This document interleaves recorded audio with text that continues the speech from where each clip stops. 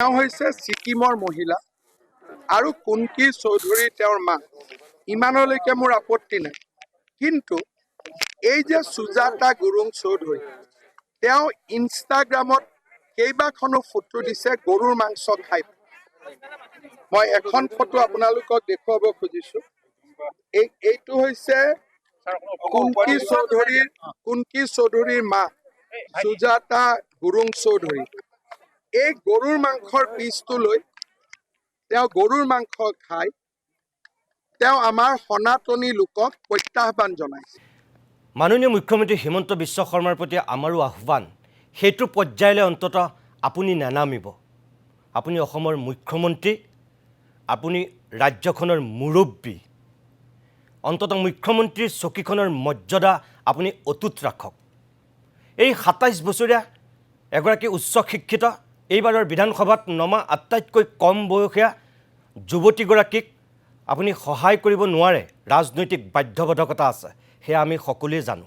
কিন্তু সেই বুলি এনেধৰণৰ জঘন্য নিকৃষ্ট বৰ্বৰ ৰাজনীতিৰ আশ্ৰয় লৈ নতুন প্ৰজন্মৰ এগৰাকী প্ৰতিনিধিক আপুনি আচলতে নিৰাশ আৰু হতাশাৰ ডাৱৰৰ মাজত সুমুৱাই দিব নালাগে। মনত ৰখা উচিত সকলোৱে, কুন্কি চৌধুৰীয়ে মধ্য গুৱাহাটীত নিৰ্বাচন খেলিছে, কুন্কি চৌধুৰীৰ মাকে খেলা নাই। মাকক ইয়াত বিষয় আনিব নালাগিছিল। ৰকিবুল হুছেইনে সংবাদমেল পাতি আপোনাৰ সোঁৱে বাৱে থকা দুগৰাকী নন্দী ভিংগীয়ে গো মাংস ৰকিবুল হুছেইনৰ ডাইনিং টেবুলত খোৱা বুলি গুৰুতৰ অভিযোগ আনিছিল। তেওঁলোকে ফটো দিয়া নাছিল। ৰকিবুল হুছেইনৰ পত্নীয়ে ৰন্ধাতকৈ আপোনাৰ সোঁৱে বাৱে থকা দুজন নন্দী ভিংগীৰ এজনে বোলে ৰকিবুল হুছেইনৰ কিটচেনত নিজেই গো মাংস ৰান্ধি তৃপ্তিৰে খাইছিল। তাৰপিছত প্ৰতিক্ৰিয়াটো নিদিলে, তেওঁলোকেতো অস্বীকাৰ নকৰিলে। ৰকিবুল হুছেইনেতো ইছলাম ধৰ্মী হৈ দেখোন প্ৰত্যাহ্বান জনাইছিল কামাখ্যা মন্দিৰৰ শপত খোৱাৰ। অৰ্থাৎ ওপৰলৈ থোৱালে নিজৰ গাতেই পৰে। মাননীয় মুখ্যমন্ত্ৰীয়ে সেই কথা মনত ৰখা উচিত। আমি নাজানো কুন্কি চৌধুৰীৰ মাকে গাহৰি মাংস খাইছেনে, ছাগলী মাংস খাইছেনে, গো মাংস খাইছে, সেয়া তেওঁলোকৰ কথা। খাদ্যাভাস নিজৰ, মানুহে যিকোনো খাদ্য খাব পাৰে।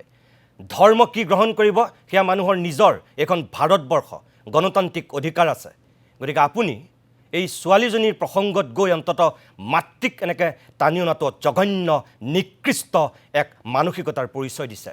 এয়া নকৰিব মাননীয় মুখ্যমন্ত্ৰী মহোদয়, আপোনাৰ প্ৰতি আমাৰ বিনম্ৰ অনুৰোধ।